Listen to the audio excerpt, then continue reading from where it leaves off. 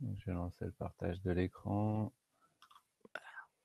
Bonjour à tous, bienvenue sur cette première session du track accompagné de la conférence Agile en ligne et nous accueillons à cette occasion Laurent Sarrazin pour une conférence atelier intitulée User Guide to the Future. Et maintenant je laisse la parole à Laurent. Bonjour à tous, puis merci Anne encore pour ce truc de dingue là qui nous arrive. Alors ouais, c'est une conférence atelier, donc ceux qui me connaissent un peu, vous savez que je vais pas forcément parler beaucoup, mais c'est vous qui allez bosser comme d'habitude. Donc l'idée c'est de vous faire découvrir un atelier que j'utilise extrêmement fréquemment et une petite pépite que j'ai découvert il y a pas très longtemps. Donc j'espère que vous êtes équipés de feuilles de papier, une ou deux feuilles A4, un crayon. Et puis, on va faire ça donc dans le timing qui nous est imparti. Alors, la première chose que je vais partager avec vous, c'est que cette pépite, en fait, je l'ai découvert dans un monde que j'aime beaucoup, qui est le host leadership. Et donc là, je vous ai affiché quelques références sur le sujet. Donc, c'est une métaphore sur laquelle je reviendrai un peu plus tard, mais c'est pas forcément le propos de cette session. Mais vous avez des références donc avec le livre de Mark McCargo et Helen Bailey qui s'appelle Host. Et ceux qui nous suivent, vous savez probablement qu'avec Géry, on a écrit un petit livre pratico-pratique. Récemment, il y a un nouveau livre qui est sorti sur l'host leadership, qui sont des histoires du terrain, donc écrit en anglais aussi par une trentaine de personnes. De mon côté, pour contribuer à ce livre, j'avais écrit un mini-livre aussi en anglais de tout un tas d'expériences et comment je l'applique sur le terrain. Marc Macargo a ressorti un tout nouveau livre là, ces derniers jours sur le sujet. Et l'atelier que je vais vous présenter, en fait, je l'avais contribué aussi dans le dernier tome de Rupture 12 qui était paru l'année dernière. Vous pouvez le retrouver dedans. Alors, juste pour vous remettre un petit peu, hein, l'idée du host leadership, c'est de trouver, de révéler en fait toutes les compétences clés qu'on peut avoir et qui sont généralement inconscientes quand on est un hôte de qualité. Et il y a plein de belles choses qui se passent. Et le propos de Mark McCargo et Ellen Bailey, c'était d'utiliser ça pour essayer déjà d'aider les managers à développer une forme de leadership intéressante qui sera un équilibre entre le manager héroïque d'un côté qu'on voit, qui est très dans le command control, et peut-être des managers qui ont goûté au servant leadership et puis qui sont tombés trop dans le servant leadership et qui sont devenus un peu trop serviteurs en fait. Donc la posture de l'hôte va permettre de réguler tout ça. Si j'ai le temps, j'y reviendrai à la fin de cette conférence, mais avant, j'ai envie de vous faire bosser.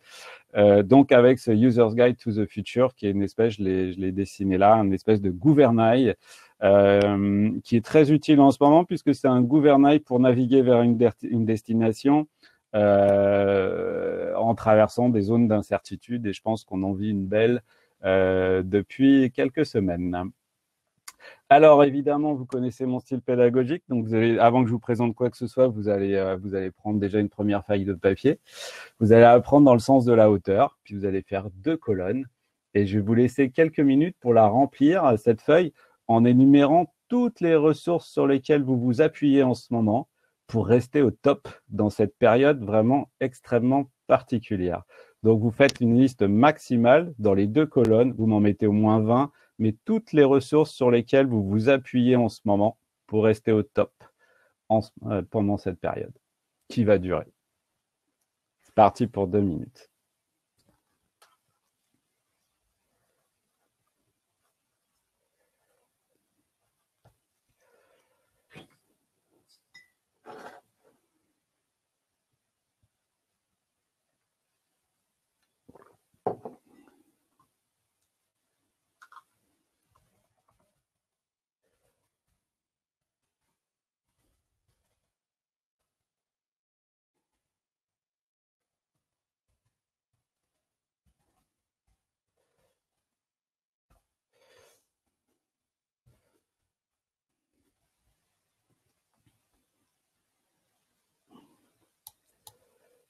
Quand vous bloquez, vous connaissez peut-être ces petites questions magiques hein, que vous proposez. C'est quoi d'autre? Quoi d'autre? Et puis également, essayez d'appeler un ami. Qu'est-ce qu'il pourrait vous dire là? C'est quelqu'un qui vous connaît bien, qui pourrait vous dire, ah, moi je sais que tu t'appuies sur cette ressource en ce moment, ça te permet de rester au top.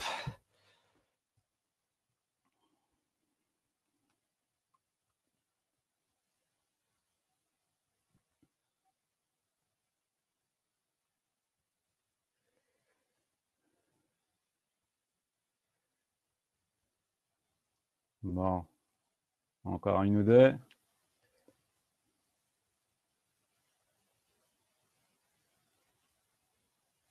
Très spécial hein, de faire ça à l'aveugle. Hein. Je préfère quand même être en amphithéâtre, en auditorium, en pouvant regarder tous vos regards. Bon, ce petit atelier, si vous avez envie de retrouver tout un tas de questions de cette forme-là pour rester au top, vous allez sur Twitter, puis je vous le mettrai, le hashtag c'est Take a Quiet Moment.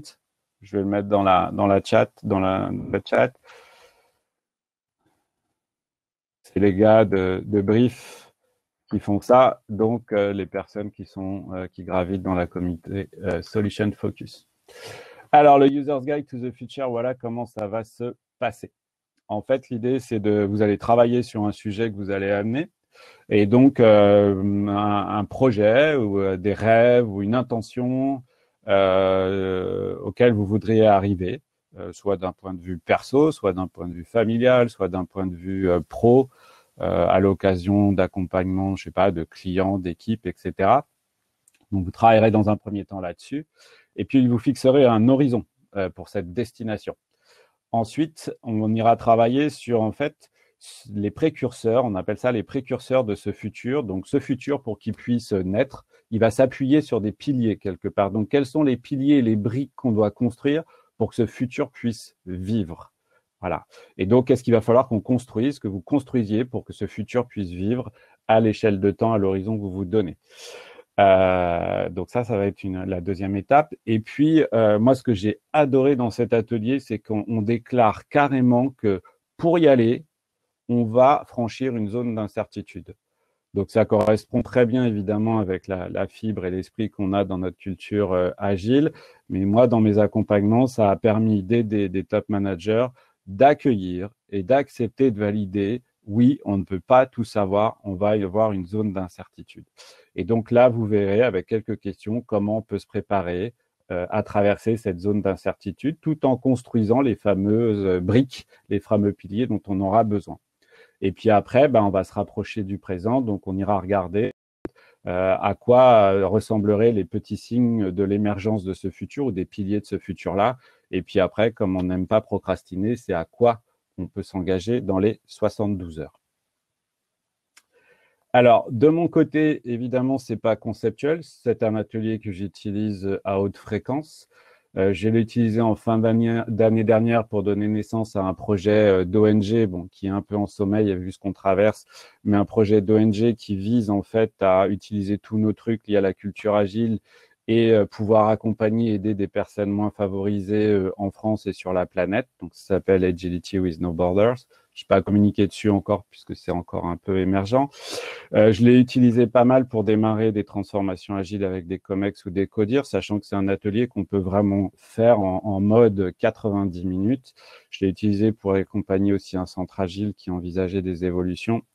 Et puis, ce que je vous livrerai à la fin en espérant d'avoir du temps, je l'ai utilisé en mode ultra flash depuis quelques semaines, en quelque sorte, pour faire face à la situation auquel on est tous confrontés. Et moi, ça a été reconstruire une partie de mon business pour intégrer le distanciel. Voilà, donc c'est pas du fake, c'est du live. Ça ressemble à ça, donc on en a créé des templates et je vais vous faire naviguer dedans. Donc soit template, vous voyez sur la gauche que j'aime bien faire quand je peux travailler en facilitation graphique et puis avec un peu de paperboard, soit après quand on aime consigner les choses dans quelque chose peut-être un peu moins fun mais pratique, il y a aussi des templates en mode plutôt Excel, plutôt conventionnel qui existent. Alors maintenant, ça va être à vous de travailler et donc c'est un peu un moment de coaching pour vous-même. Et donc c'est d'essayer d'amener déjà à vous donc une idée, un projet, une initiative sur laquelle vous avez envie de bosser là pendant les 20 prochaines minutes et sur lesquelles j'espère que cet atelier pourra vous aider. Donc je vais vous laisser une minute pour ça, pour trouver. Vous avez forcément des projets devant vous là à horizon 3 mois, 6 mois, 1 an. Donc, c'est le moment. Vous pouvez dessiner ce template sur votre feuille.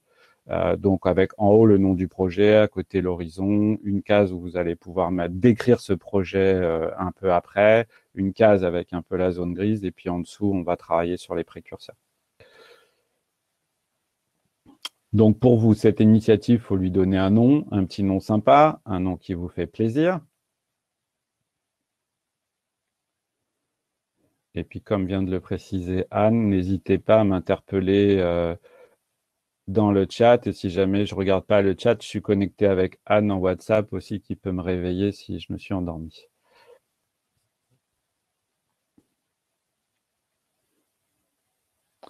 Et une fois que vous avez attrapé un petit nom attractif à ce projet-là, fixez un horizon à laquelle vous voulez atterrir quelque part, la destination, à quand à peu près ce serait le bon moment pour vous.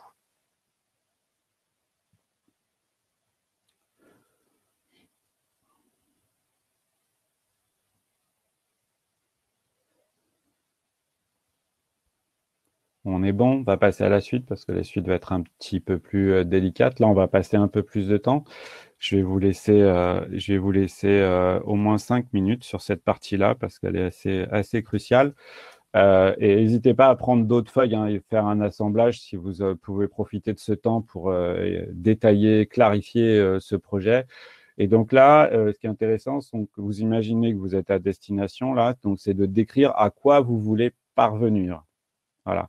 Et en supposant que tout se soit passé à merveille. Et essayez de décrire dans le détail qu'est-ce qui est différent à ce moment-là, qu'est-ce qui est utile, voilà. Et à la limite, les parties prenantes qui peuvent être concernées par votre initiative, qu'est-ce qu'elles apprécient dans, dans cette opportunité. Allez, je vous laisse 5 minutes.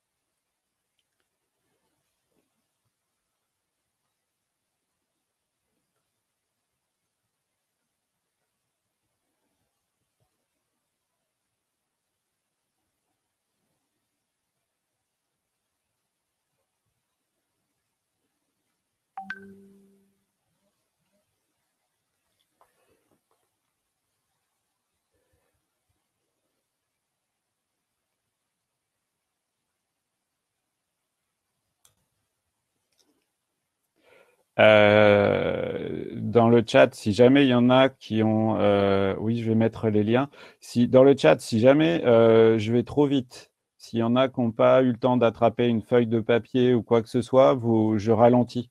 Vous me le dites dans le chat. On va prendre le temps d'aller vite. Hein. On a un bon moment ensemble là, 40 minutes. C'est pour ça que j'ai pris ce slot plutôt que 20 minutes pour que vous puissiez apprécier cet atelier.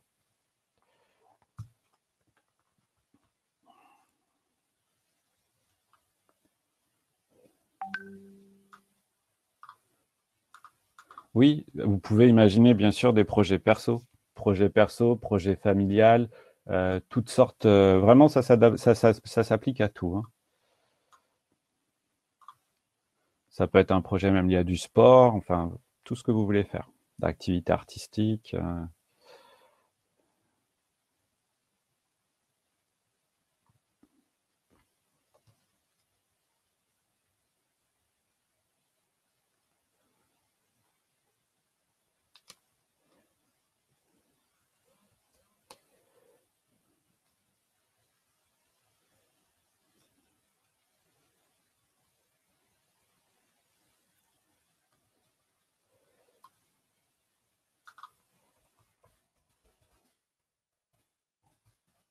Et il vous reste encore 2 belles minutes.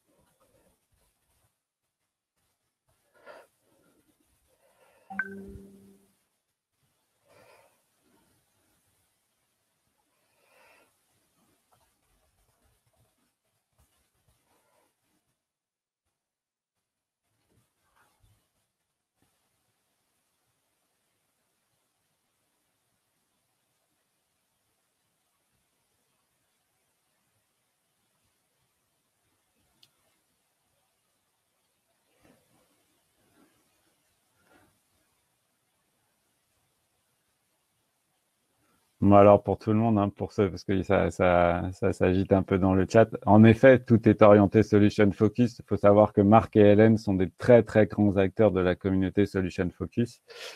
Et de mon côté, que ce soit le Host Leadership ou le Solution Focus, étant donné que c'est intégré dans mon ADN, je ne sais pas faire grand-chose d'autre aujourd'hui.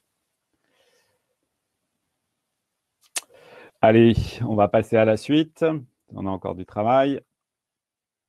Alors, la suite, c'est que, voilà, pour que ce futur que vous espérez, que vous avez envie de voir vivre, cette intention, elle puisse se réaliser, puisse être vivant, ce futur, donc, il va s'appuyer sur des choses. Voilà. Alors, j'utilise une analogie, vous en faites ce que vous voulez. J'ai été me balader à Amsterdam au mois de novembre pour aller rencontrer Christian and Barry des Liberators.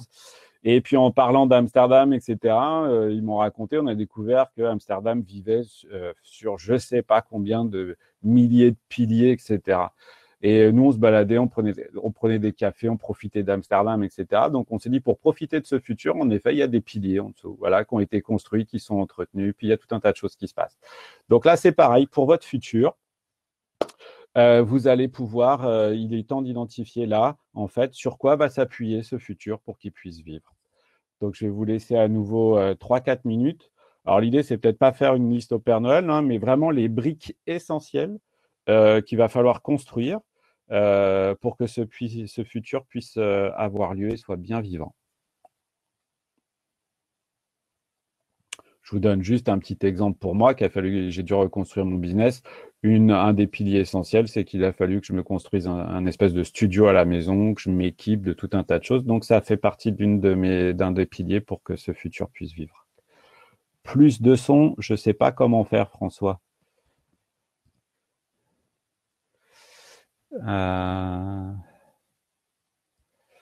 Alors, on va dire à François, plutôt, monte le son de ton côté.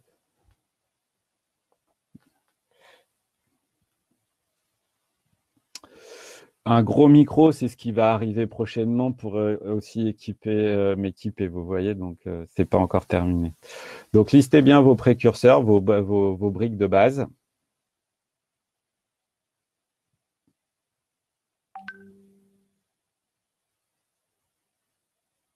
Ça peut être fun, hein. Moi, dans mon cas, pour travailler à la maison, j'ai besoin aussi de faire beaucoup de sport. Bon, on est confiné, on ne peut pas faire de footing, etc. Je fais beaucoup de VTT. Moi, j'ai dû me constituer un environnement sportif. Ça fait partie de mon projet et j'ai galéré pour pouvoir m'acheter un home trainer puisque toute la planète était en rupture de stock, mais ça s'est fait pour pouvoir me dépenser physiquement. Tu peux utiliser des briques qui existent déjà, Dora, forcément, hein, autant faire du reuse. Et là, c'est également de penser à ce qu'il te faudrait en complément. Mais n'hésite pas à poser les briques qui sont déjà là, ça fait partie du projet. Peut-être qu'il va falloir que tu les fasses évoluer aussi et d'essayer d'identifier ce qui manque.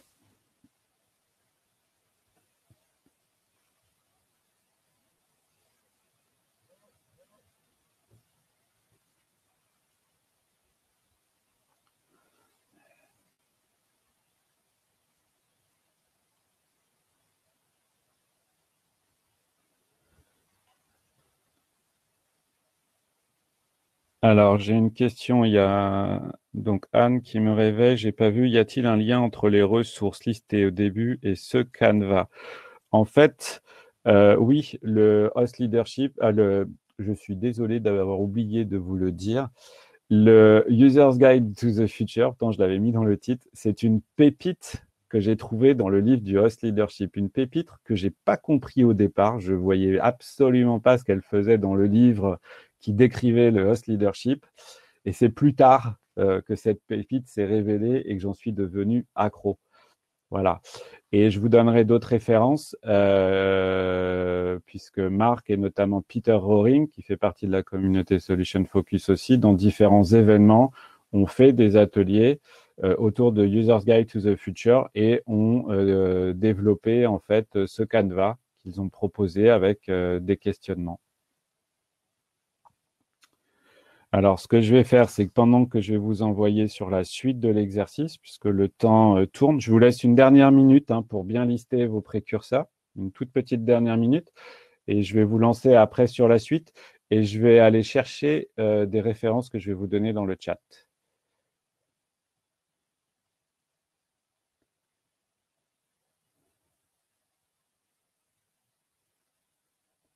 Non, les ressources, on va les faire juste après, Maël. T'inquiète pas.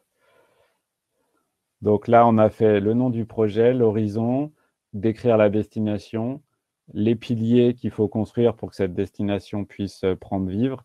Et puis, voilà, pour répondre à Maël, eh ben, on va faire juste la suite. Voilà. Vous allez maintenant passer un petit moment. Et donc, c'est d'accueillir le fait que on est dans un monde complexe, incertain, et l'actualité nous le démontre de façon assez drastique. Et c'est de se dire qu'il va falloir l'accueillir, cette zone grise devant nous d'incertitude, et que pour ça, vous allez devoir vous appuyer sur des ressources qui existent aujourd'hui et sur lesquelles vous pouvez compter. Donc, ce qu'il faut mettre dans cette partie-là, et c'est pour ça que je vous ai au tout début de l'atelier fait lister un peu sur une feuille déjà toutes les ressources qui vous permettent de tenir en ce moment et d'être au top, c'est d'identifier toutes les ressources, et j'insiste bien, existantes, donc pas à construire, sinon si c'est des ressources à construire, ça devient des piliers. Voilà. Et donc, essayez de lister tout ce qui va vous permettre de traverser cette future zone d'incertitude pour construire vos piliers et arriver à destination.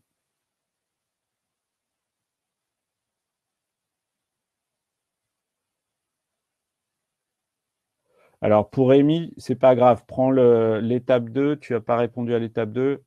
Essaye de reprendre le train en marche et de travailler sur les ressources. L'étape 2, c'était de décrire en fait vraiment le projet que tu as et de décrire la destination quand tu seras arrivé à ton projet. C'est-à-dire qu'est-ce que tu auras accompli ou qu'est-ce qui sera réalisé, qu'est-ce qui sera différent.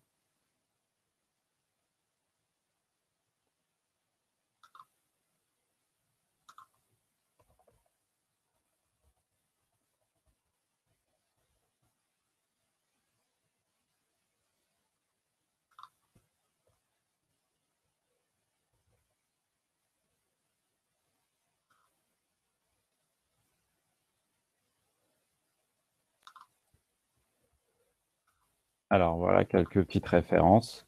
Tac. De toute façon, vous cherchez sur Google User's Guide to the Future, vous allez tomber dessus. Je vais vous donner aussi le lien. Il y a un TED aussi qui existe sur le sujet.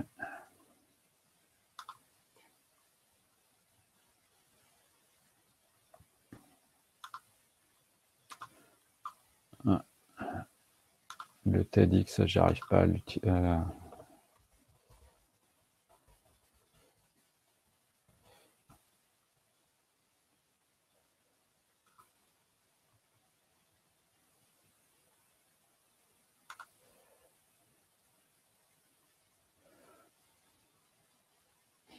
Bon, je sais pas, j'arrive pas à accéder. Je sais pas si c'est Rémo qui me vous fait un peu mes ressources ou pas. En cherchant, ouais. Bah pareil pour moi, j'ai exactement cette erreur-là. Moi, ce que je vous propose, alors je sais pas, c'est peut-être le site du Host Leadership qui est fragile en ce moment. Je vais vous en donner peut-être un autre. Regardez, celui-là, je viens d'arriver dessus. Donc celui-là, il marche. Sinon, encore une fois, même après cette conférence, hein, vous tapez User's Guide to the Future dans Google et puis et vous tomberez dessus.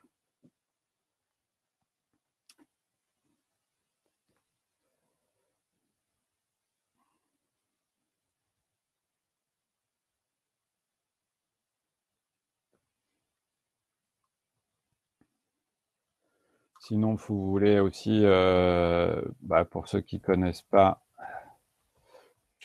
teasing, j'en profite. Si vous voulez aller acheter le dernier tome en fait de Rupture 12 dans lequel on parle de User's Guide to the Future, c'est ici.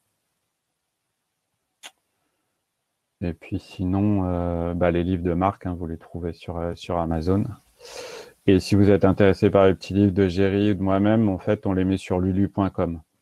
Donc, il faut aller chercher ça sur lulu.com. Vous pouvez passer par notre site aussi. Je crois que c'est ce lien-là. Vous trouverez les livres dessus, quoi. Ok, donc maintenant que vous avez listé toutes ces ressources-là sur lesquelles vous pouvez vous appuyer, on va passer donc on va rentrer un petit peu dans les précurseurs. Alors, les précurseurs, en fait, on va les traiter un par un. Et un par un, on va aller voir un petit peu. On va imaginer que dans les prochaines semaines, les prochains 15 jours, quelque chose comme ça, vous ayez avancé. Je vais regarder le Q&A. Je vais répondre après. Donc, vous allez prendre un de vos précurseurs, un de vos piliers quelque part de ce futur. Vous prenez un premier. Et ce qu'il faut faire, c'est que vous allez imaginer que dans les 2-3 prochaines semaines, vous ayez progressé dessus et d'identifier à quoi vous saurez que vous avez progressé dessus. Donc, ce n'est pas que des actions, hein, c'est plutôt du résultat. Vous commencez à faire ça dans un premier temps. Donc, à quoi vous saurez que vous avez correctement avancé sur ce pilier. Et puis, une fois que vous aurez bien caractérisé, identifié les premiers signes de progrès, essayez de pousser un petit peu et d'identifier ce que vous pouvez vous promettre d'accomplir dans les prochaines 72 heures. Alors, en parallèle, je vais essayer de répondre. J'ai vu qu'il y a des questions dans le chat. Donc, peux-tu redonner la différence pilier, ressources? Donc, les ressources, c'est des choses qui vont te permettre de tenir le coup pendant cette période d'incertitude pour aller vers ton projet. Je vais vous donner un exemple. Moi, quand j'ai dû reconstruire mon business, les ressources sur lesquelles je me suis appuyé pour déjà pouvoir avoir des offres en distance qui sont achetées par des clients, bah, les ressources que j'avais ma famille qui a été un support incroyable. J'ai eu mon fils qui est coach sportif qui m'a permis aussi bien de tenir le coup là-dessus. Voilà, mon énergie, ma capacité d'apprentissage voilà, et une rencontre, j'en parlerai après, qui m'ont permis voilà, de traverser cette zone grise extrêmement courte puisque ça a démarré mi-mars et on est même pas début mai. Voilà un peu. Donc, et c'est la différence par rapport aux piliers. Donc, les piliers que j'évoquais tout à l'heure pour monter moi mon nouveau business, il a fallu que je m'équipe d'un studio pour pouvoir faire du distanciel avec un nouveau laptop, un écran vert derrière, une webcam spéciale, un micro qui va arriver. Dans les piliers, il a fallu que je reconstruise mes modules de formation, que je revoie ma pédagogie et que je revoie aussi mon vivier client pour pouvoir le faire. Donc voilà les piliers sur lesquels peut s'appuyer ce nouveau futur. Et voici à côté donc les ressources sur lesquelles je me suis appuyé pour construire ces différents piliers. Alors, il y avait une autre question, c'est des ressources qu'on utilise déjà ou des ressources pas encore exploitées? Ça, c'est à toi de voir. Ce qui est important pour moi, là, tel que je fais l'atelier, c'est des ressources qui existent. Alors, elles peuvent exister et peuvent être exploitées, donc tu vas aller chercher.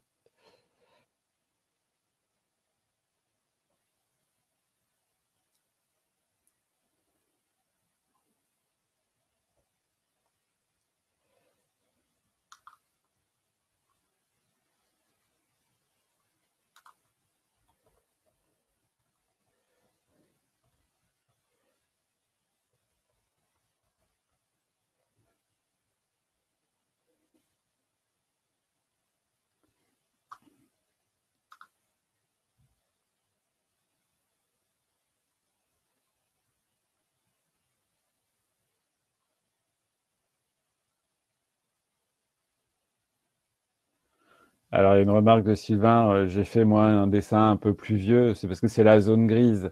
La métaphore, en effet, de la zone grise est peut-être pas tip-top. Si vous prenez le modèle original, en fait, il parle de zone grise, il parle de Ant World. Il parle aussi du pays des fourmis. Donc, un pays, en fait, quand on voit une fourmilière, donc on ne sait pas comment ça grouille, on ne sait pas dans quel sens ça va, quoi. Donc, je vous remercie pour la remarque. Je changerai en effet la zone grise avec un petit nuage pluvieux en quelque chose qui grouille un peu ou quelque chose qui soit un peu, qui montre un petit peu l'incertitude.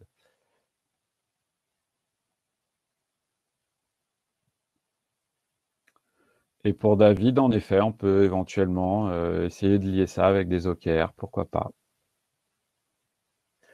pense que ce qui manque dans les OKR et que moi j'ai bien plu, qui m'a bien plu, c'est cette zone grise aussi.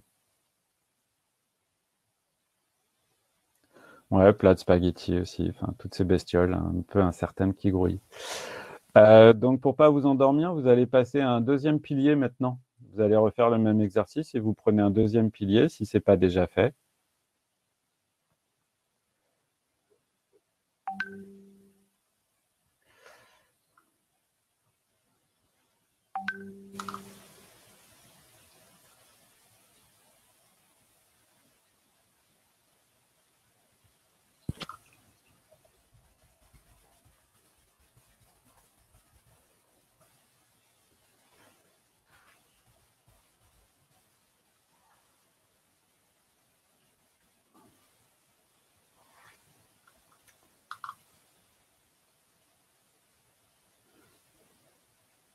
Le processus, alors j'ai une question dans le Q&A, peut-il être itératif? Bien sûr, bien sûr, bien sûr. Vous pouvez faire des boucles avec ça.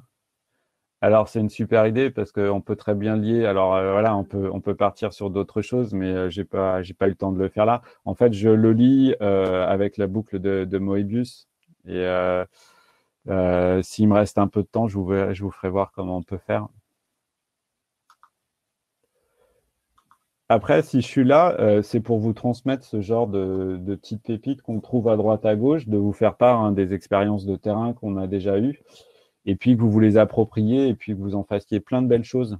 Et puis, idéalement, je pense qu'on va réécrire un tome 7 de Rupture 12 dans pas longtemps. Venez contribuer à l'intérieur de ce tome-là, des retours d'expérience, des partages.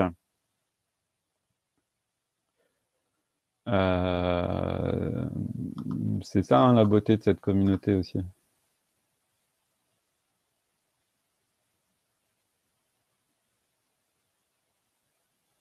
Non, on ne change pas l'horizon des 72 heures, madame ou mademoiselle Maëlle. On arrête de procrastiner. Il y a une autre façon de le dire, hein, il faut vraiment se sortir le doigt des poches.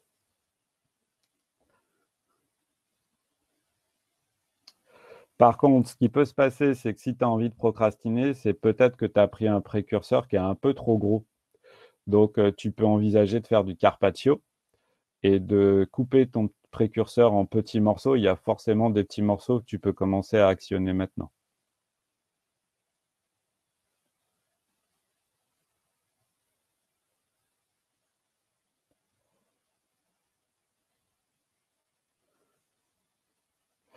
Alors, pour Mansour, ton projet donc censé commencer dans 3 mois, elle est pour un an. Bah, peut-être que tu peux voilà, le casser en deux étapes. Déjà, te faire un premier User's Guide to the Future avec un premier futur à 3 mois. Donc, ce qui te fait à peu près une première boucle, une première itération. Et puis après, tu rafraîchiras, en fait, tu le rafraîchiras quand tu seras arrivé à cette première destination. C'est un peu comme un voyage avec plusieurs étapes.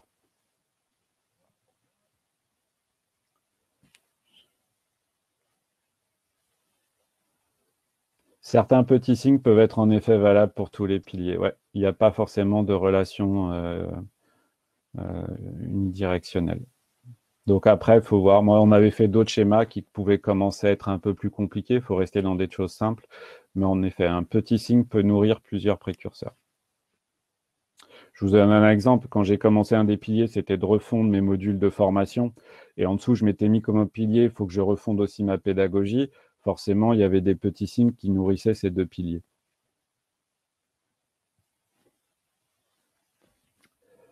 Bon, je vous laisserai donc continuer après dans la journée ou demain et puis de lister les autres précurseurs. Imaginez aussi la puissance de ce truc-là quand vous voulez peut-être accompagner un enfant, un ado notamment, qui est un peu en recherche de sens par rapport à son parcours scolaire. Je pense que ça peut être un outil assez sympathique à cette occasion-là, quoi.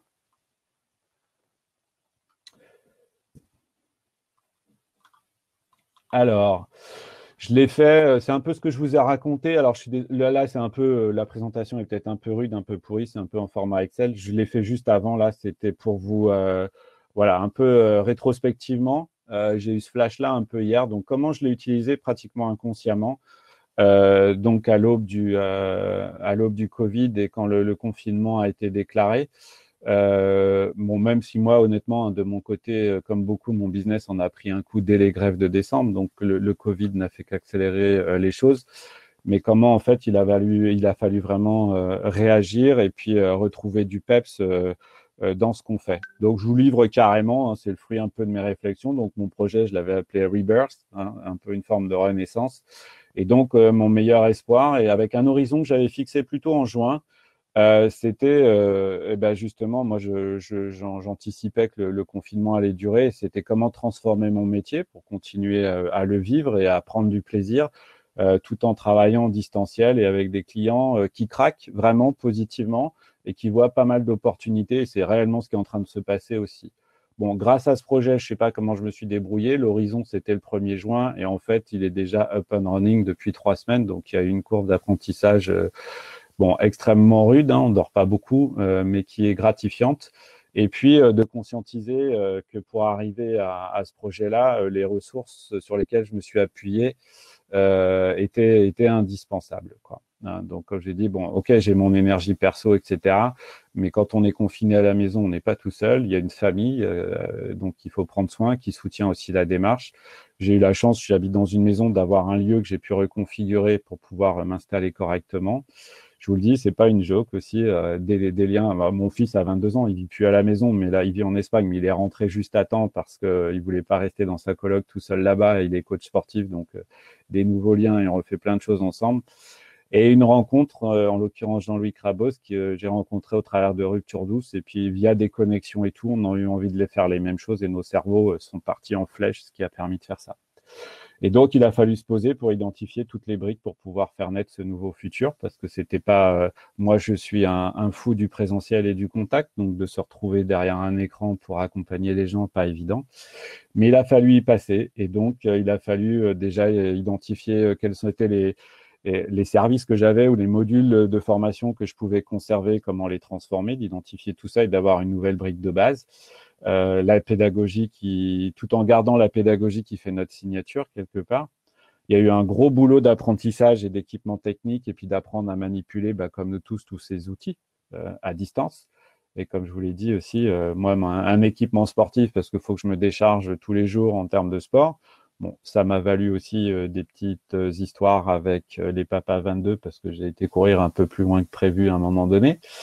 Et puis tout ça, c'était bien, mais uniquement évidemment si on avait des clients qui voulaient accrocher à ça. Et ce que j'ai pas marqué dedans, qui était plus important aussi dans les briques essentielles, c'était un laboratoire pour tester tout ce qui j'imaginais carrément en temps réel. On réécrivait la chose la nuit pour la tester. Et là, on a eu une bonne bande de copains autour de nous qu'on a invités. Donc après, dans les petits signes, je vous laisserai consulter tout ça. Il y a eu des petits signes de progrès. Bon, alors pas à échéance de 3 ou 4 semaines, puisque c'est déjà fait. Et puis beaucoup de choses qui se sont passées dans les 72 heures de manière itérative et récursive pour arriver à avoir quelque chose déjà d'assez sympa en quelques semaines, quoi, en moins de 6 semaines. Voilà, voilà.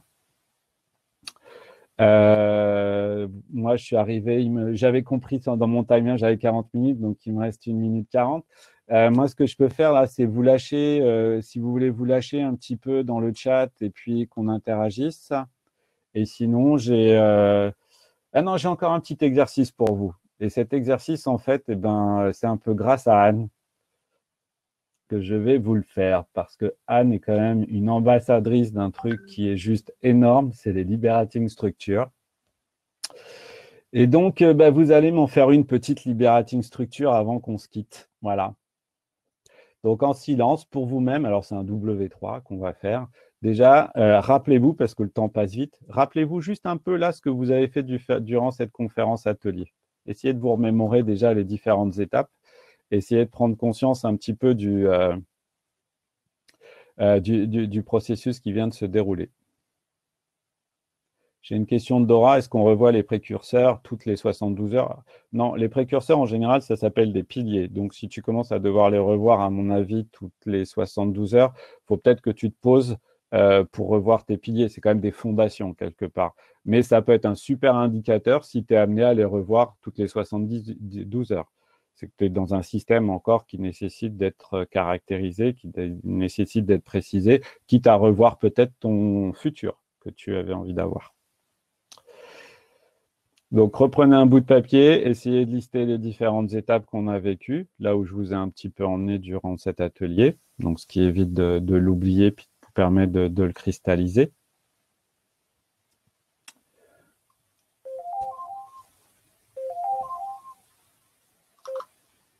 Et puis après, ce que je vais vous proposer de faire, c'est de répondre à cette question, mais dans ces cas-là, j'espère que le chat est enregistré, qu'on pourra le garder. Répondez à cette question dans le chat. Il y a déjà eu pas mal de choses, mais essayez de répondre dans le chat. Comme ça, tout le monde verra un petit peu ce qui a été le plus intéressant pour vous. Moi, ça me permet aussi d'avoir un retour de votre part. Et puis, on verra avec Anne si on peut sauvegarder ce chat.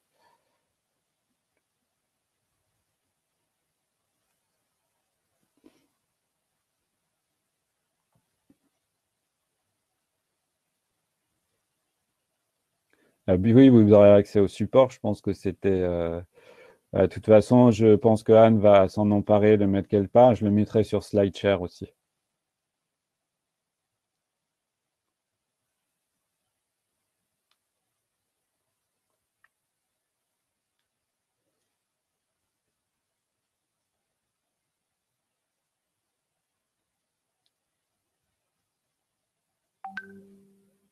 Bon, c'est nickel, ça.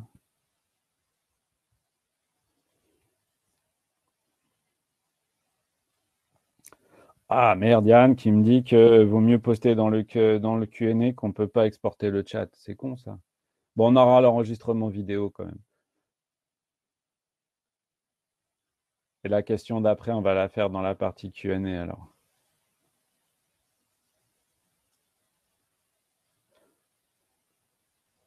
Allez, on passe à la dernière question. Puis dans ces cas-là, je vous propose qu'on bascule dans le Q&A pour que ça puisse être enregistré. Voilà. Qu'est-ce que vous allez faire de tout cela dans les 72 heures? Et si vous le pouvez, essayez de, si ce n'est pas confidentiel, de partager un sujet sur lequel vous pensez le mettre en œuvre parce que ça peut inspirer pas mal de monde.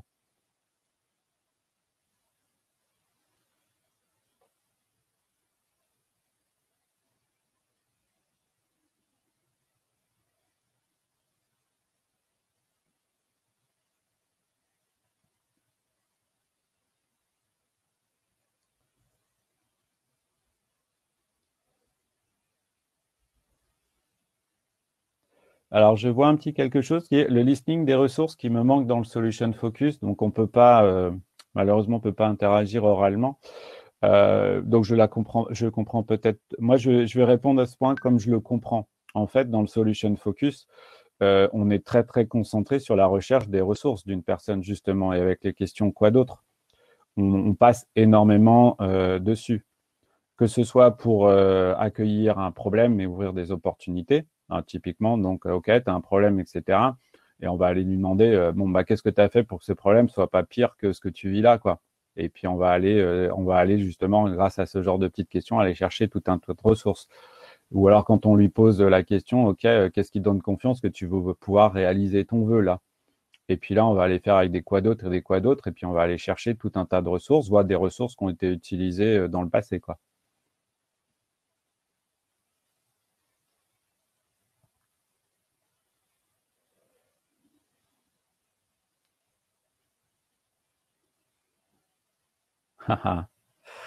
Bravo, Chris.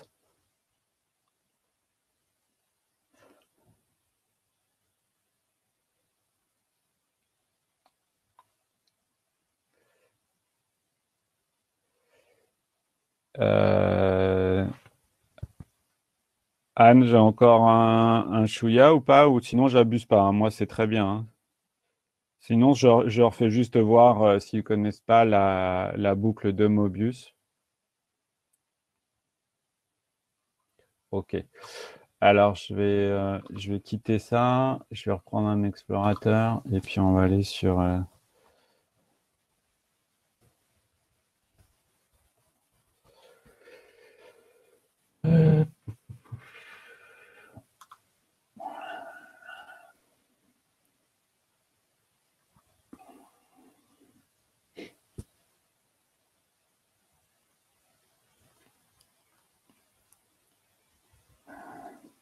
Tac.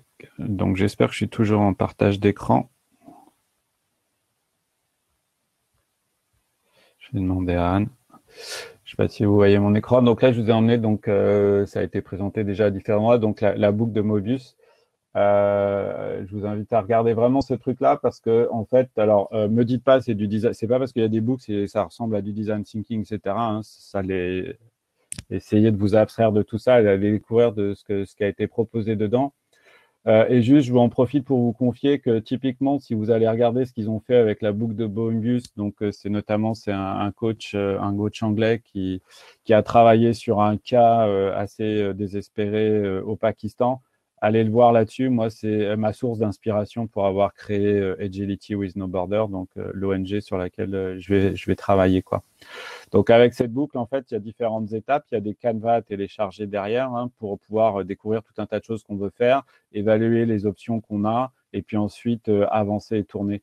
Donc, rien n'empêche, en fait, et tout s'y prête pour pouvoir connecter le User's Guide to the Future, une fois qu'on a bien identifié son futur et ses piliers, de travailler avec les petits pas, etc., et les premiers signes sur ses précurseurs, et de faire des itérations pour pouvoir avancer vers son futur. Donc ça, c'est pareil. Vous pouvez essayer de connecter ces choses-là. Bah, c'est des devoirs que vous pouvez faire. Et puis, bah, si vous faites des choses passionnantes avec ça, c'est pareil. Contribuez-les dans la prochaine version de Rupture Douce. Ça sera très riche pour tout le monde. Voilou pour ce que j'avais à vous transmettre ce matin, le cadeau que j'avais envie de faire, et puis en espérant que vous en faites un très bel usage, et puis surtout bah, qu'on ait plein de retours de votre part pour continuer à grandir ensemble, et puis à avancer. Voilà.